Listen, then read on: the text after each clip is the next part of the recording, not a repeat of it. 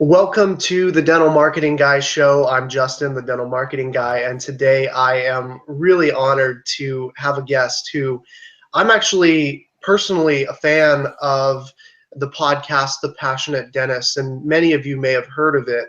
And Dr. B is the Passionate Dentist. I think it was one of the original, if not the first, podcast in dentistry. And let me tell you, we're going to talk about treatment planning. We're going to talk about internal marketing. We're going to talk about, once you get those patients through the door, once they land on your website, they feel like, okay, I can call, okay, I can visit, and they sit down in the chair for the first time.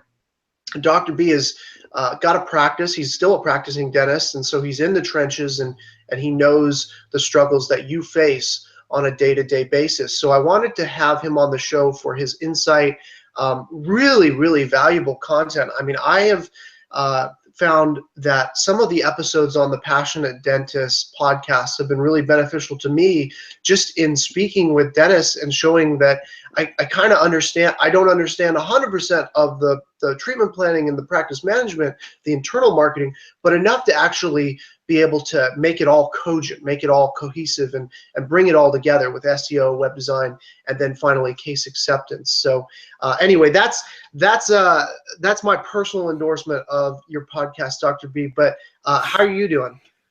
I'm doing great. I mean, first of all, let me thank you for having me on your show. I appreciate it. I'm not used to doing this video thing. This is kind of cool. I'm enjoying this because podcasting is all sound, so at least everybody's doing that. You can have video podcasting, but I don't do that yet. So, but this is kind of cool to be on camera. I'm not used to it. That's why I took a shower and shaved and stuff this morning just to make sure. I'm sure you shower every day, regardless of whether you podcast. Most days, yeah. Most days, yeah. So yeah, I mean, what I'd love to do, what usually the format of this show is, first we talk about kind of the why behind what you do. Simon Sinek, start with why. Why did you become a dentist? Why did you start the Passionate Dentist podcast? What drives you to help other dentists in their practice? All right, so I became a dentist because I visited a dental school while I was in college. And originally, my father's a dentist, and he kept pushing me into becoming a dentist. And I really didn't want to become a dentist because I'm thinking, I want to be like my dad, being rebellious. But in college, I came to visit the Chapel Hill School of Dentistry here. And it was just a very easy decision that this is what I needed to be, basically. I felt so comfortable around it. Suddenly all my focus in college went to become a dentist. And the reason why I started the podcast is because there are only just 2 or 3 podcasts out there, and that was it. Gary Takacs was one, and David Maloli was one, and then there's nobody else. That was just nobody else, and it took me a couple of months to plan everything, set everything up, and then I went live, and this was about 3 years ago. Now there's like 45 podcasts out there. It's amazing, crazy. I never thought it would be this big ever. Kind of exciting, actually. Yeah. So anyways, what do I do it? I am a full-time practicing dentist. Podcasting, originally I started because I thought I could make $1 billion. And it's been about 3 years. I'm still waiting. I'm still waiting to break even. But it's kind of an expensive hobby, but this is kind of fun. I get to talk to all kinds of cool people all over the country, and I get to travel to cool places and write it off my taxes. So it's good. It works out. Great. And so it's become this interesting hobby, and I've never had any problems speaking publicly. I used to be an actor when I was a kid, so standing on stage, talking on a microphone, it doesn't bother me at all. It's fun. So I'm trying to teach people that I know, and a lot of the stuff that other people have taught me, and I'm learning as we're doing these podcasting episodes and recordings. I learned a lot of stuff. I learned a ton every single episode, so it's really cool.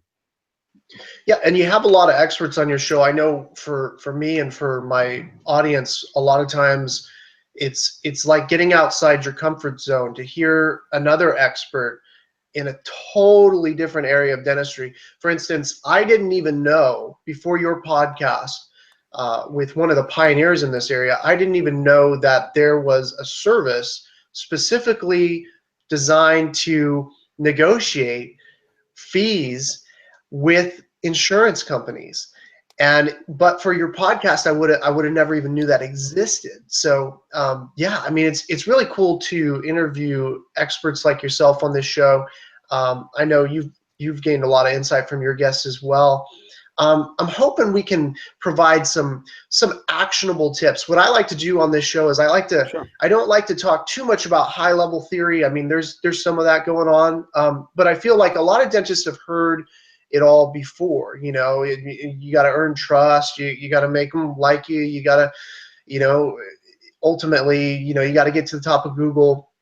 But what a lot of podcasts I feel might be lacking a little bit is the short and punchy, what do I do now? What's the next step? So I was hoping you could maybe just address some things that you've done in your practice to become more productive.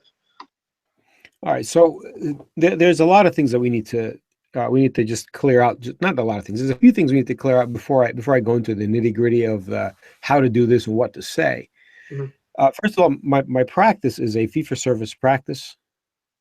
It's kind of this one of these low volume, high quality practices where I have milling machines and I do all these implant reconstructions and stuff like that. And so I've been to the Pankey Institute. I've pretty much gone through the entire curriculum over there. And that's the kind of practice I do. So part of my philosophy of practice is to spend quite a bit of time with my patients and listening to them and understanding them and communicating with them. And if you are a Medicaid practice, and I'm not putting Medicaid down, but Medicaid pays so little that there's no financial purpose for you to spend all this time talking to patients like this. So a lot of these things may not apply to you. If it's something you want to do, if you want to change your practice to become more of a high quality, low volume kind of practice, then some of these things will apply to you. Or if you have patients who are, or you know, if you see patients Medicaid on one day and you know normal patients or non-Medicaid on other days and stuff like that, then it applies. So just understand that these things do matter. Going to the Pankey Institute is not just about one TMJ. It's not just about full mouth reconstructions. It's not just about adjusting bites. There's so much in it. It takes the entire practice. It takes about, you know, it basically addresses all of your practice: financial management, team management, listening skills, communication skills. Yes, all the technique stuff also. But it doesn't really go into the things like, okay, what kind of composite to use or what kind of porcelain to use. You know, you're a dentist, you can figure that stuff out. But how to get the bite right, how to talk to the patient, how to understand, all this stuff, it all comes together. That's why, that's what makes Pankey Institute Pankey, basically. It's not just technique, it's just a lot of stuff. And some of the stuff I learned from there are the stuff that I've been sharing a lot with my listeners right now. So do you want some tips? Absolutely, that'd be great. And I've got a lot of respect for the Pankey Institute, and you know, you're one of the, I think one of the few podcasters who has a background with the Pankey Institute. So that'd be great. Yeah, I don't actually. I'm not sure if any of the other podcasters are Pankey podcasters, but you know, there is no such thing as a Pankey dentist, by the way. So it's just I just like to practice that philosophy, but I have my own philosophy, you know. So anyway, so you know, before we started recording, you prompted me something about what was it? The second opinions. Can you ask me that question again, just so the listener can understand? Yeah, you know, so a lot of patients, they think, well, I mean, every patient says, oh, my dentist is expensive. You know, every patient says that. It doesn't matter if they're completely happy. And what's interesting, just as a side note, is no one has buyer's remorse. No one says, oh, I wish I was still in pain. I wish I would have never got that root canal. I wish I was suffering still. No one has buyer's remorse, but everyone cites how expensive the dentist is. So what a lot of people do when they don't fully trust the dentist is they look for a second opinion. They say, well, I need to get a second opinion. And it usually has to do ultimately with a trust issue, but I think a lot of times it's a price objection. So when a patient does get in that mode where they're price shopping, and you are somehow, whatever, they Google a dentist in your city, you pop up, and they choose you as a target to test the treatment plan, and they set it down and they say, basically they want you to get in a bidding war with another dentist. And I was hoping you could provide some tips on, like, how do you handle that situation? Okay, so the second opinions have a very special place in my heart. Now, a lot of dentists hate them because if they feel like it's just a waste of time, because they fall into a trap of what I call racing to the bottom, of people wanting to outbid the other dentists or something like that. My general rule is when people come to me with a document, with a treatment plan from another dentist, the first thing I do is I put it down on the table face down. I don't even look at it. And I tell my patient, because the moment you look at it and you look at the prices, you're going to be tempted to sit there and play the patient's game.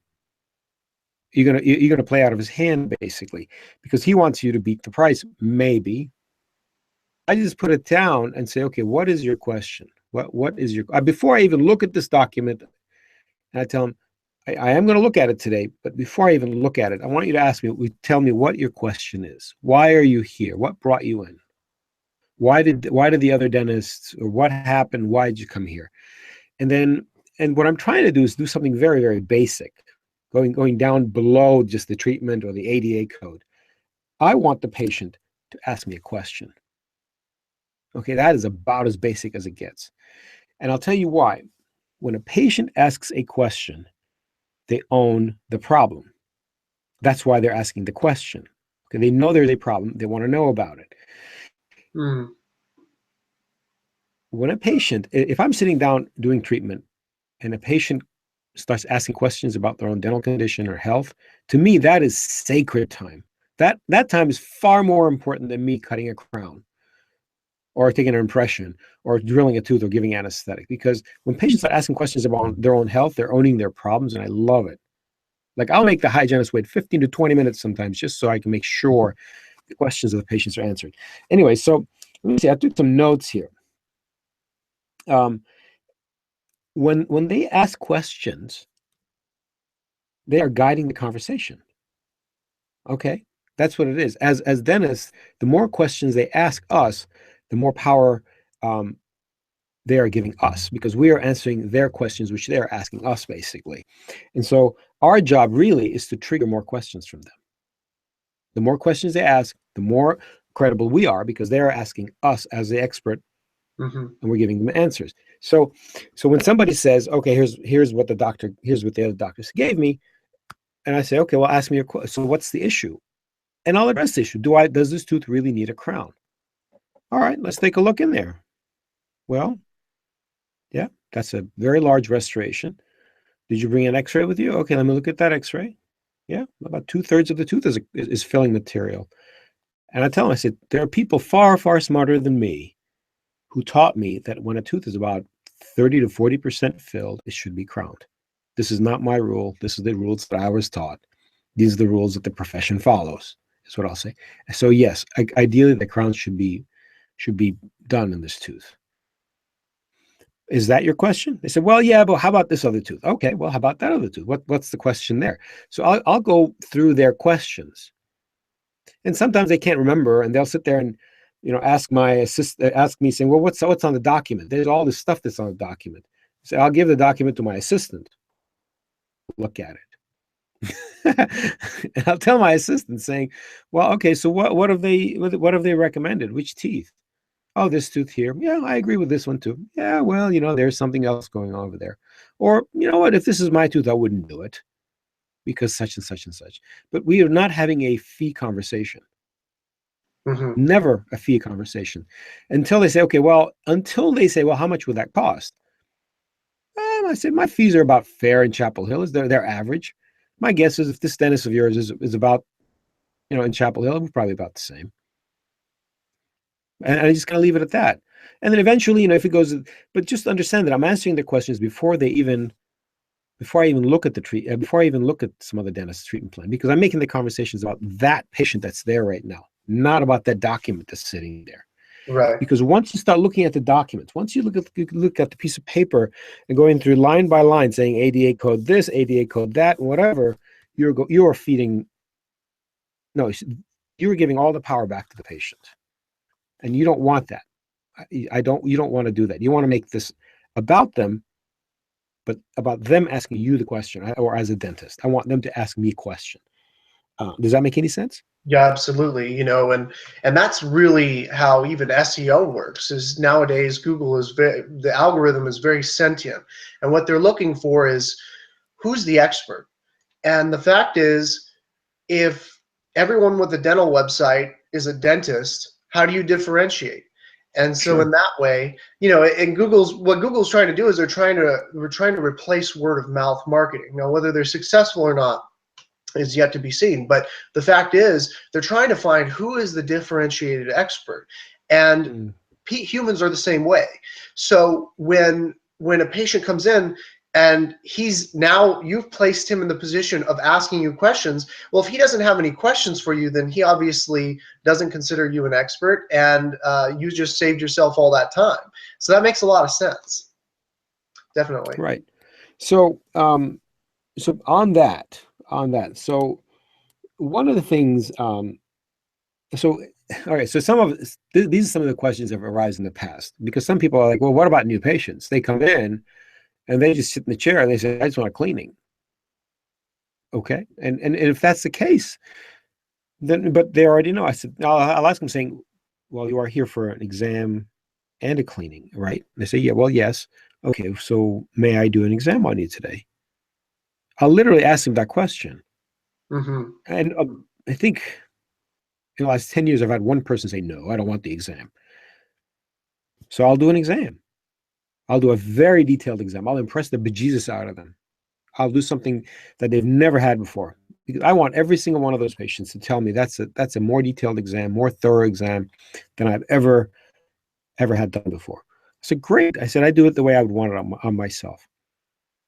So now that I know your mouth, now that I've seen it, now that I learned about your health, what questions do you have for me? Notice I did not say you have a cavity, you have a hole, you need a crown, you need a biopsy. Notice I haven't said any of that stuff. I said, Right. now that I know your mouth, what questions do you have for me? Again, remember, I want them to ask me something. Now, legally, yes, we are required to tell them what we see, but but they don't know that. Okay. I want this dialogue to happen between me and the patient. And the patient finally says, oh, well, I don't really have any questions. Or they say, well, what did you find? Is what they usually say. So, well, I did find a few things that concerns me a bit. Would you like to hear about them? Yes, I would like to hear about them. Okay. So cavity wise, or, I'll say, well, I did an oral cancer screen on you. I say, you passed with flying colors. Everything looks beautiful in your mouth. You did great. Okay. And then I say, okay, now would you like to know about if you have any cavities? They will say yes. Then I say, well, okay, these are some of the things I see in here. This is what I see on this tooth. This is what I see. It's on the biting surface, kind of wraps a little bit towards the tongue side. Not terribly big, but it's something that we need to fix. If you're my brother, I would definitely fix these teeth. If this was my tooth, and then I'll say, well, and actually, you know what? I have had that tooth filled exactly the same way as yours. And so we'll have this conversation go back and forth. But notice I'm not saying you need an MODFL composite on number 4. Notice I did not do that. I did not hand them a treatment plan which says number 4, MODFL restoration, ADA code, and which they understand none of that stuff. All the way to the right, the only thing they understand is whatever the $ number is. Mm-hmm. Okay, so you use conversation with the patient and they understand what's going on in their mouth as process, part of the examination, they own their problems much more. And at that point, the treatment plan just becomes a document saying that the stuff is, okay, these are the fees per tooth. Okay, so, but you don't hand the treatment plan and say, okay, this is what you got to do right now. Okay, or this is, so I'll ask my patients all the time, may I lean your chair back? Oh yeah, sure. Okay. May I give you some anesthetic? Great. All right. So notice how I'm constantly asking, and whenever somebody says yes to you, remember, this in sales. You're a marketing person. You understand in sales, the more they say yes to you for something, a lot of times they'll say yes to you for other things. Just understand that I'm not manipulating them. I'm just slowly earning their trust. May I do this for you? Yes. May I give you some anesthetic? Great. May I do this for you now? Okay. Now that I've looked at your mouth, would you like me to tell you what's going on? I'm having all this wonderful conversation with them. By the way, that's like four episodes worth of my tips and trick episodes, magical words episodes. But that whole thing of the one thing that I would always tell whoever's working with me, even as doctors or even as hygienists and patients, even hygienists or other doctors, the whole question is, now that I've done my exam and I know what's going on in your mouth, what questions do you have for me? That is a hugely important thing, because that starts the dialogue between you and the patient. Questions. They start asking questions. You start answering them, give them a little bit, and then you ask them a question. Well, does that bother you? No. Okay, great. Or yes, it does bother me. Why does it bother you? And then we have this dialogue back and forth. All this takes time. But Absolutely. Yeah, that's a really good tip. But that's the kind of practice that I have built. And by the way, just so everybody knows, building a practice that I have designed isn't any easier. It just comes with all kinds of different stresses of its own. It's just as stressful as owning a Medicaid practice or insurance-driven practice. It's just a different kind of stress. Just so everybody knows, this is not an easy thing to do. I chose this kind of practice because this is what I wanted. So just wanted to clarify. I'm not better than other dentists out there. I'm in awe of Medicaid dentists and how they can produce so much within an hour or two. I'm just amazed by that. So yeah, definitely. I think the number one takeaway that you've given us, and one of my favorite episodes on your podcast was with one of the most well-known dentists from the Pankey Institute, and he basically lined it out, and we could even maybe link to it in the show notes of this dentist, basically asking for permission over and over and over. May I lean the chair back? I don't think many dentists actually ask, may I lean the chair back? In fact, most of the time, I would wager as a dental patient, which I haven't seen a ton of dentists, but I've seen a few, and I would wager that most of the time the dental assistant just does it. And it's very utilitarian, it's very practical, but the problem is from the patient's perspective, and then they do that thing, where they lean up, and it's just like an instinctive reaction, because that patient never gave you permission to take the chair back. And it's your chair, it's your equipment. They came to you as the expert, but the fact is, you're asking for permission every single step of the way. And like you said, every time they say yes, they get into this rhythm. They're like, yes, you may. Oh, yes, I'd love to hear about that. Yes, what are my options? And before you know it, they've said yes to you, many times before I even made the treatment plan offered to them. Right. So what you were saying about the patient, being, the leaning back, usually actually in other practices, when the dentist walks in the room, the patient's already leaning back and there's a topical anesthetic sitting on top of that tooth, basically. It's all right next to the tooth. It's already in there. And what happens is, that means you're coming in and you're saying hello to a patient with gauze in their mouth and topical anesthetic, and they're halfway numb because of topical anesthetics run all over their mouth. And you're saying hello to them in that situation if the dentist says hello. So there's no dignity in that. It's kind of an embarrassing. It's kind of a tough situation for the patient to be completely lying down, and the dentist comes in and says hello from behind a mask. Okay, so I like my patients to be sitting down. I want to walk into the room, shake their hand, and say, "Hi, how are you? Nice to see you again today. So this is what we're going to do today. This is according to what we planned in the past. I'm going to check it first, and then we're going to do it. Is that okay? Yep. Do you have any questions before we get started today? No. All right. May I lean you back? Yes. let's go. But there's this 15-second dialogue there. Now, some dentists are like, oh my God, this takes too much time. I could have done a filling by now. Well, you could have, but fee for service, and you're not paying the insurance company 30% of your money or 40% of your production, you could afford to do stuff like this. I mean, wouldn't that be nice? Isn't that nice? Don't you like it when you go to the doctor and the doctor actually looks you in the eye and asks you questions? And so that's just my idea. Again, these are my philosophies that work for me. Yeah. Well, this has been really educational. Oh, those are like my tips. I mean, I guess I can give you more, but yeah, no. Well, we could probably go on all day. You're a wealth of knowledge. Yeah. But yeah, I really appreciate you coming on. I know we've come to a close on our time. We both need to go, but man, what a huge honor to have you talk about what works in a fee-for-service practice.